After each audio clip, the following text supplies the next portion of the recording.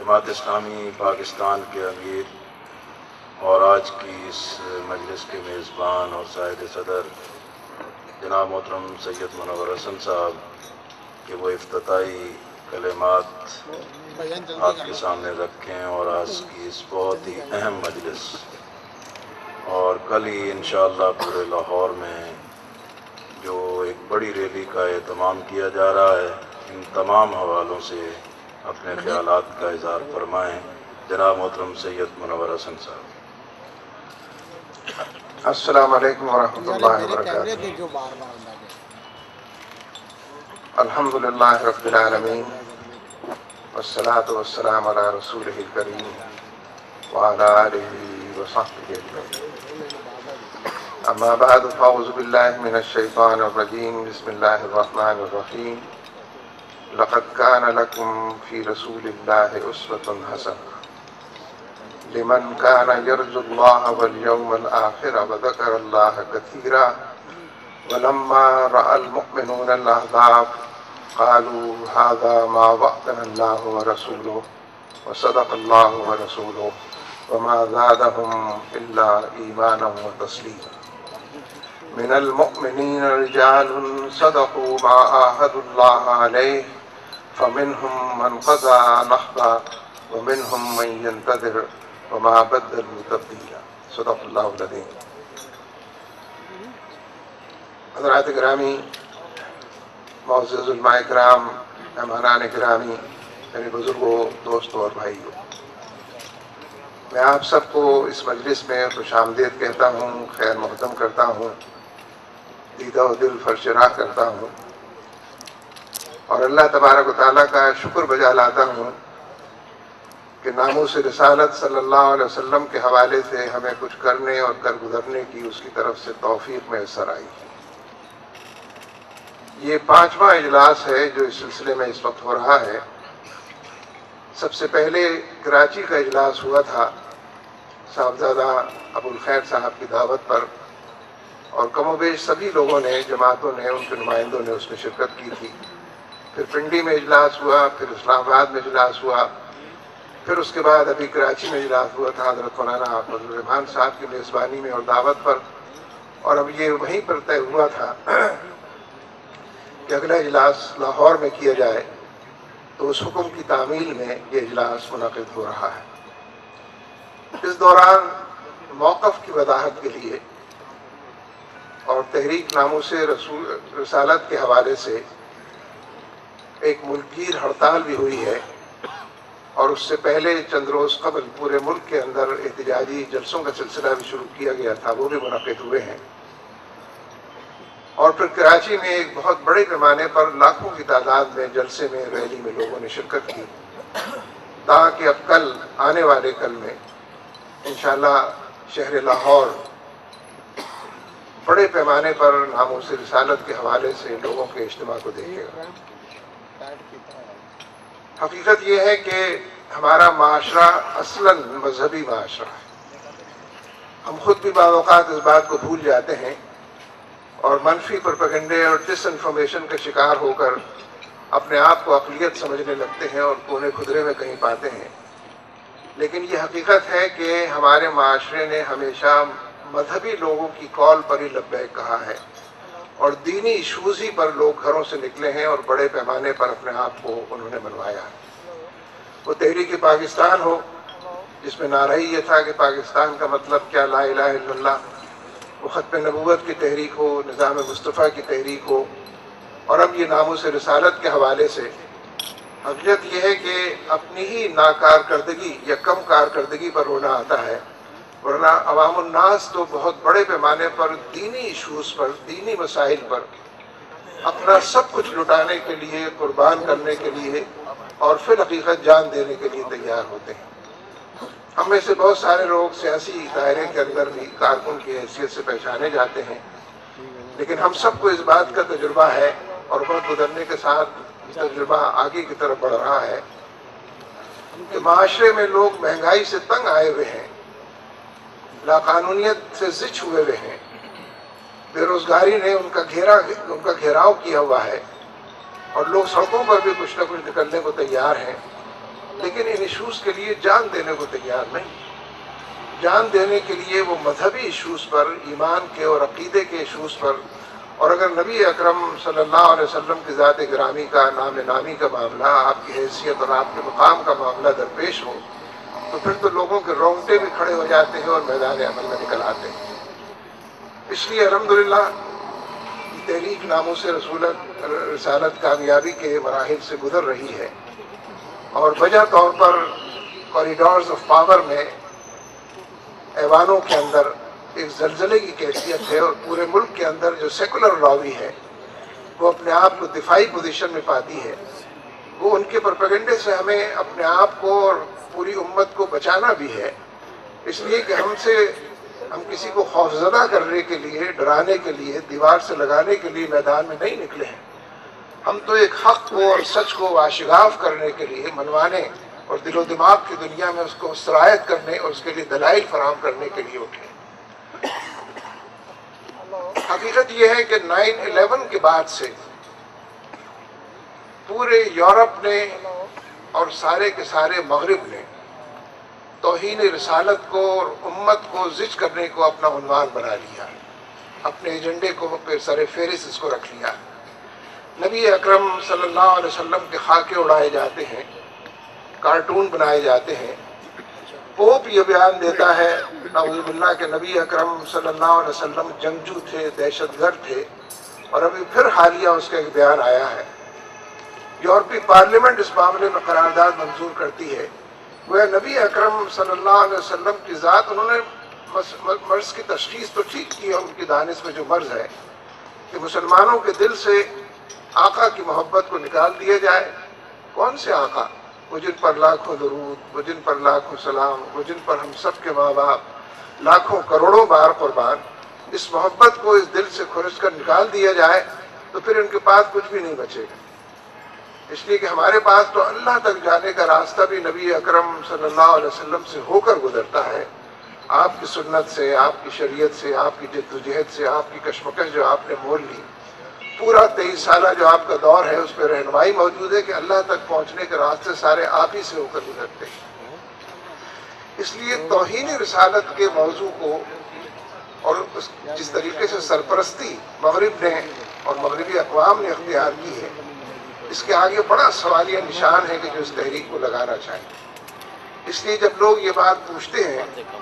کہ اب تو حکومت نے سارے مطالبات مان لیے ہیں، آپ اس تحریک کو ختم کیوں نہیں کر دیتے، اس کا اعلان کیوں نہیں کر دیتے؟ پہلی بات تو یہ ہے کہ حکومت نے ابھی تک حد درجہ سرد بحری کا مظاہرہ کیا. ہم مسلسل یہ بات کہتے رہے کہ اس کو موضوع بنا کر وزیر اعظم صاحب فلور آف دی ہاؤس پر کھل کر اعلان کریں، پھر اس کمیٹی کو توڑیں جو اقلیتی وزیر کی رہنمائی میں قائم کی گئی ہے، پھر اس بل کو واپس لیں جو انہی کی ایک MNA خاتون نے پرائیویٹ بل کی حیثیت سے پیش کیا ہے. اور سب سے اہم بات اب یہ ہو گئی ہے کہ یورپی پارلیمنٹ نے اگر کوئی قرارداد منظور کی، اس کو نیگیٹ کون کرے گا؟ اس پر واویلا کہاں سے شروع ہوگا؟ اس پر سزائے احتجاج کون بلند کرے گا؟ حکومت کا یہ فرض قرار پاتا ہے. حکومت کی ذمہ داری ہے کہ پوپ اگر اس نے عرضہ سرائی کی ہے اور پاکستان کے اندر توہین رسالت کے قانون میں ترمیم کی بات بھی کی ہے اور آسیہ کے رہا کرنے کی بھی بات کی ہے، تو حکومت کی ذمہ داری ہے کہ اس کا نوٹس لے. مصر نے اس کا نوٹس لیا، اس لیے کہ اس نے مصر کے عیسائیوں کے بارے میں بھی بات کی تھی، اور مصر کی حکومت نے ویٹیکن کے نمائندے کو بیک بینی دو گوش اپنے ملک سے باہر نکلنے کا بھی حکم دیا. ہم اپنی حکومت سے کہتے ہیں کہ پوپ کے بیان کا نوٹس لیا جائے. ہم ان سے یہ کہتے ہیں کہ یورپی پارلیمنٹ کی قرارداد کا نوٹس لیا جائے. ہم ان سے کہتے ہیں کہ امریکہ نے یک طرفہ طور پر جو یہ اعلان کیا کہ آسیہ کو ہم پناہ دے دیں گے، اس پر بات کی جائے. ایک آزاد ملک کے شہری کی حیثیت سے، ایک خود مختار ملک کے باسی کی حیثیت سے وجہ طور پر یہ ہمارے مطالبات ہیں کہ جن کو سامنے رکھ کر بات کرنی چاہیے. اس لیے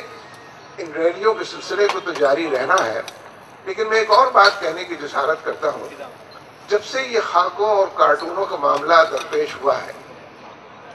مسلمان دنیا بھر کے اندر سڑکوں پر آتے ہیں، شور و غل واویلا کرتے ہیں، صدائے احتجاج بلند کرتے ہیں، لیکن ایک دن، 2 دن، 3 دن کے بعد اپنے گھروں کو لوٹ جاتے ہیں. नामूस रसालत की इस तहरीक को ये उन्वान बनाना चाहिए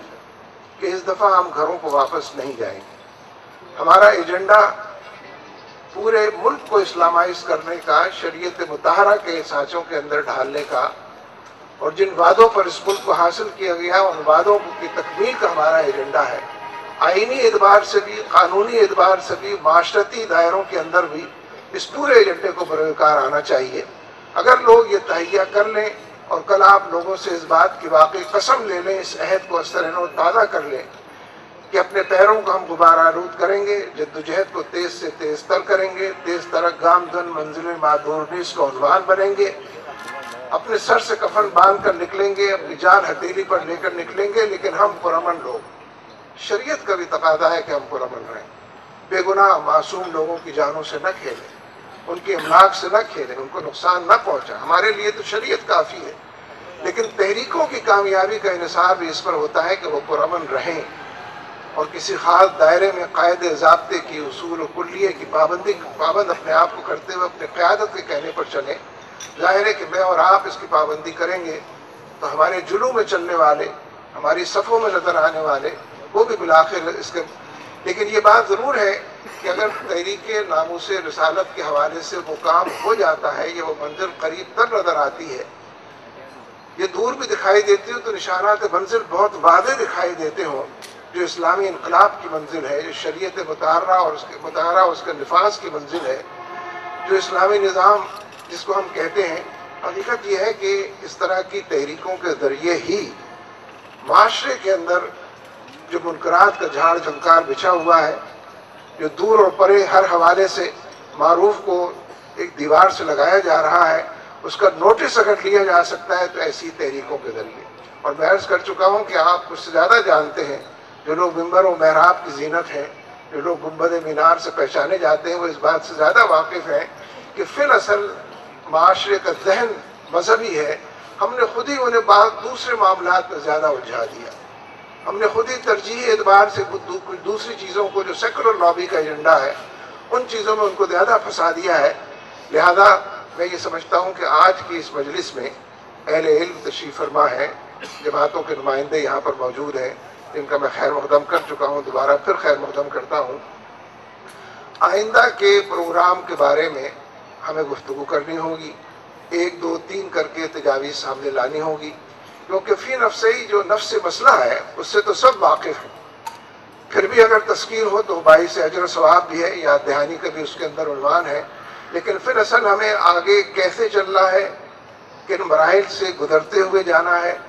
किन किन इकाइयों को 1, 2, 3 करके बयान करना है, तरजीही एतबार से किसको अव्वल और किसको आखिर रखना है। ज़ाहिर है कि ये मौज़ूआत हमारे आज की गुफ्तगू के और दिलचस्पी के हैं, और मैं समझता हूँ कि हम मिलजुल कर इंशाअल्लाह, जिस तरह पिछला प्रोग्राम हम सब ने मिलजुल कर बनाया था, आने वाले दिनों के लिए प्रोग्राम बनाएंगे, तरतीब देंगे और आवाम को इस बात के लिए ज़हनन आमादा और तैयार करेंगे कि एक लंबी तहरीक लेकर हम उठें। हमारे आदाब बहुत वाज़े और दो टोके, कोई मख्फी चीज़ नहीं है, कोई एजेंडा ऐसा नहीं है जो छुपाने वाला हो। कुरान और सुन्नत की फरमा रवाई का एजेंडा है और इस्लामी निज़ाम के हकीकी तौर पर कायम करने का एजेंडा है, और इस रास्ते में जितनी रुकावटें हैं उन रुकावटों को दूर करने का एजेंडा है, यानी गलबा दीन का, अदल इंसाफ के मीज़ान को नस्ब करने का एजेंडा है। अगर हम लोगों को ये बावर करा सकें और ख़ुद अपने तौर तरीक़ों, रवैयों और किरदार और सीरत से इसका सबूत पेश कर सकें, तो मैं समझता हूँ कि इंशाअल्लाह नामूस रिसालत की तहरीक आने वाले दिनों में मज़ीद अपने आप को मनवाएगी और हालात की गंभीरता से निकल कर खुले मैदान में पहुँच कर लोगों को अपनी तरफ बुलाएगी, और इंशाअल्लाह फिर पूरे पाकिस्तान के अंदर हम वो मंजर देख सकेंगे जिसे देखने के लिए हमारी आँखें तरसती। आखिर दावाना अल्हम्दुलिल्लाह। वो इस इख्तितामी मरहले पर इस वक्त तक जितनी बहस और जितनी तजावीज़ आई हैं उसका रहनुमाई इस मजलिस में फरमाएँ अमीर जमात इस्लामी पाकिस्तान जनाब मोहतरम सैयद मुनव्वर हसन साहब। अल्हम्दुलिल्लाह व कफ़ा व सलामुन अला इबादिही अल्लज़ीना इस्तफ़ा, अम्मा बाद। हज़रात, बहुत अच्छे माहौल में और खुशगवार फ़िज़ा में और मुस्बत पैराए में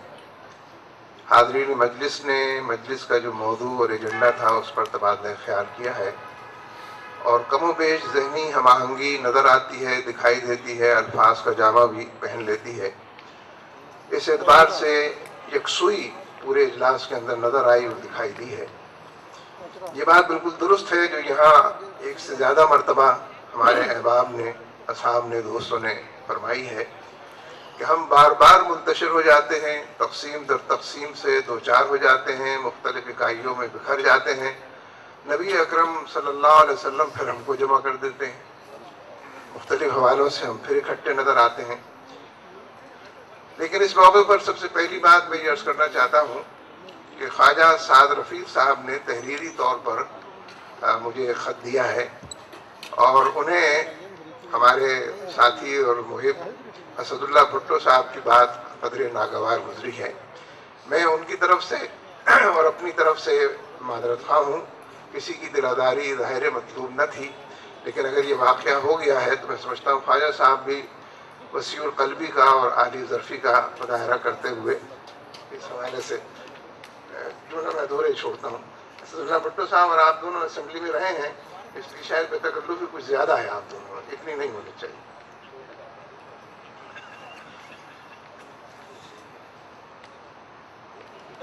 यहाँ पर एक से ज़्यादा हज़रात ने ये तजवीज़ इरशाद फरमाई है कि हुकूमत के साथ मुज़ाकरात का कोई डोर डाला जाना चाहिए। वैसे तो ये बात तो हुकूमत को पहुँच गई होगी, इसलिए कि उसके तो करीने मौजूद हैं, लेकिन हकीकत ये है कि आप जो तहरीक लेकर उठे हैं किसी कमज़ोर विकेट पर आप नहीं हैं। एक हक़ और सच के हवाले से आपकी पहचान और शनाख्त दूर तक उजागर हुई है। ये हुकूमत की जिम्मेदारी है जो लोगों को एतमाद में ले, उसके बारे में जो गलत फहमियाँ अगर पाई जाती हैं तो उनको दूर करे, और अगर कुछ गलतियों की निशानदेही हो रही है तो उसकी इस्लाह करे। ये हुकूमत का मामला है। हम अपनी तहरीक को उस वक्त तक चलाते रहेंगे जब तक अवाम हमारे साथ रहेंगे, और हम इस एजेंडे को बरमला बार बार डंके की चोट पर कोठों पर चढ़कर हाके पुकारे लोगों के सामने रखेंगे। और मुझे तो इस बात का यकीन है कि इंशाअल्लाह अगर ये तहरीक इसी तरीके से पुरअमन दायरे में कानून और आइन की पासदारी करते हुए जारी रही तो हम लाखों करोड़ों लोगों को एक मसला समझा भी देंगे, एक मौका बता भी देंगे, एक दावत से आगाह और आशना भी कर देंगे, और उसी के साथ साथ उन्हें एक बड़ी जद्दोजहद और कशमकश के लिए इंशाअल्लाह तैयार भी कर देंगे।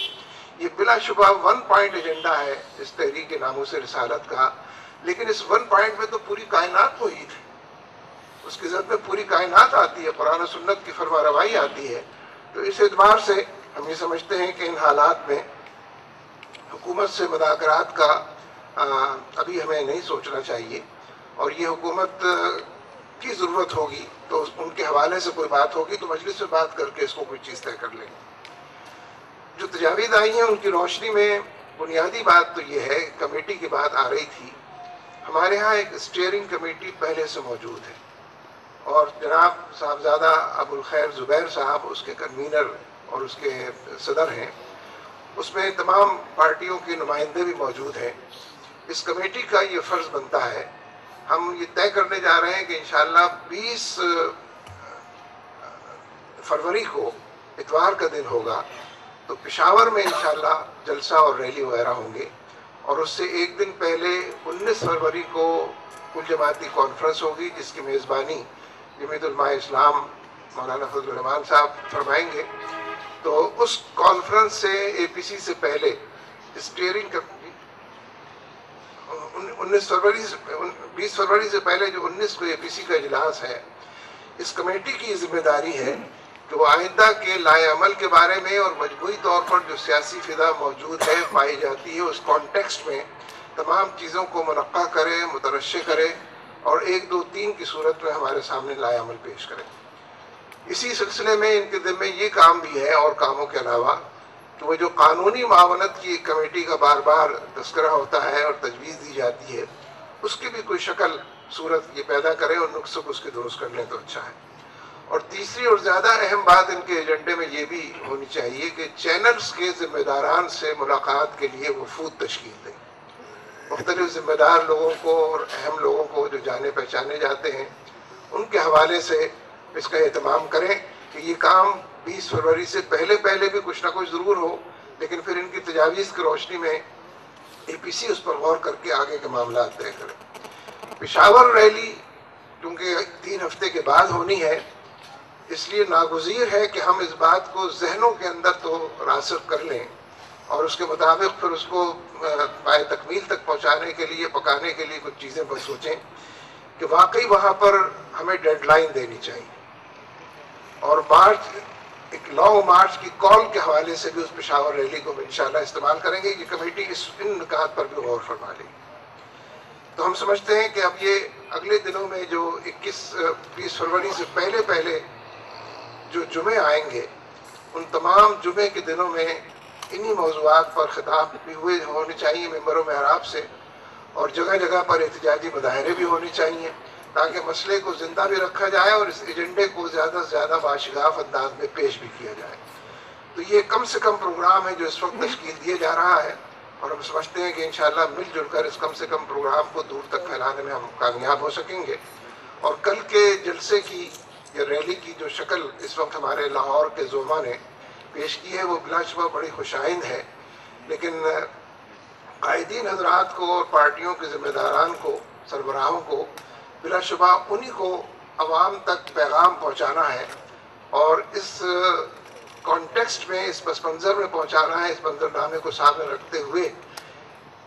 कि इस वक्त मुल्क के अंदर एक कशमकश सेकुलरिज्म और लिबरलिज्म के हवाले से शुरू हो गई है, और जो लोग खौफज़दा हैं वो अपने खौफ को दूर करने के लिए भी, और जो लोग इस बारे में एजेंडा रखते हैं वो इस एजेंडे को बरकरार लाने के लिए भी उस बहस को आगे की तरफ बढ़ा रहे हैं। और ये जो इस्तिलाह बार बार इस्तेमाल होती मजहबी जुनूनियत की, हकीकत ये है कि इसका पर्दा चाक करने की ज़रूरत है, इसलिए कि ना कभी मजहबी जुनूनी ने कोई मुल्क का आइन तोड़ा है, ना मुल्क के अंदर कभी मार्शल लॉ लगाया है, ना मुल्क के अंदर बोरी बंदलाश का कल्चर किसी ने मुतारिफ कराया है। ये सारे के सारे सेकुलर और लिबरल लोग हैं जो ये काम करते रहे हैं, और मुख्तलिफ हुकूमतों के आने और जाने के बावजूद ये जो तौहीन रिसालत का मसला ज़िंदा होता है और असर-ए-नौ इस पर गुफ्तगू बहस शुरू हो जाती है, तो ये भी सबको मालूम है कि कौन शुरू करता है और किसके शुरू किए थे शुरू होता है। जाहिर है कि कल के जलसे में लोग खुद ही इस बात का तयन करेंगे कि उन्हें क्या बात करनी है और कैसे करनी है, लेकिन इस मौजू को ज़रूर छेड़ना चाहिए कि ये मजहबी जुनूनियत, ये कि फाशिस्ट वो लोग हैं जो लिबरल अपने आप को सेकुलर कहते हैं, और इसकी सैकड़ों मिसालें हमारी पूरी तारीख के अंदर मौजूद हैं और माशरे के अंदर पाई जाती हैं, ताकि लोगों के जहन के अंदर अगर कोई परागंदगी हो या हमारे मीडिया के, प्रिंट मीडिया या इलेक्ट्रॉनिक मीडिया के ज़रिए से उन तक कुछ बातें ऐसी पहुँची हों जिससे कन्फ्यूजन हो, तो उस कन्फ्यूजन को दूर किया जा सके और हालात को बेहतर बनाया जा सके। तो ये मुख्तसर सा प्रोग्राम था जो आपकी तजावीज़ से मुरतब हुआ था, बाहमी हमने मशवरा किया था। मैं समझता हूँ कि ये आपके लिए भी काबिल कबूल होगा, और असल काम तो उस स्टीयरिंग कमेटी का है जो पहले भी ये काम करती रही है। अब मज़ीद उसके ज़िम्मे कुछ नया एजेंडा हमारी तरफ से पहुँच गया है।